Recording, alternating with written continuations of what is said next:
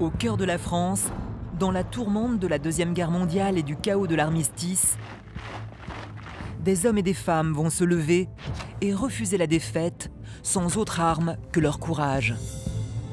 Résister en France, c'est quelque chose qu'il faut inventer. Le Limousin, terre de petits paysans et d'ouvriers sans histoire, va prendre tous les risques pour défendre ses valeurs. Des gens du peuple qui ont été capables de se révolter, de s'engager. Ça a été un combat pour la République. Deux hommes que tout oppose incarnent cette guerre de l'ombre face à Vichy et à l'Allemagne nazie. Georges Guingouin, l'instituteur communiste qui prendra les armes. À chaque fois qu'il s'est mis quelque part, toujours une issue de secours. Et Edmond Michelet, le catholique père de familles nombreuses, le premier homme en France à dénoncer la lâcheté des autorités.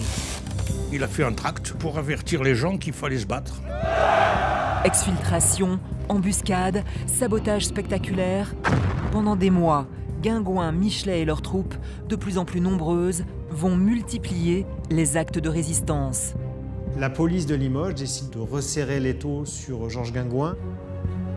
Ça aurait pu très mal finir. Le Limousin va payer le prix fort de son engagement. Tulle, Oradour-sur-Glane, les villes martyrs de la région vont rencontrer l'horreur de la barbarie nazie. C'est la mort qui est là. Des centaines de civils, hommes, femmes et enfants, périront sous le feu de l'ennemi. Impardonnable, inexcusable.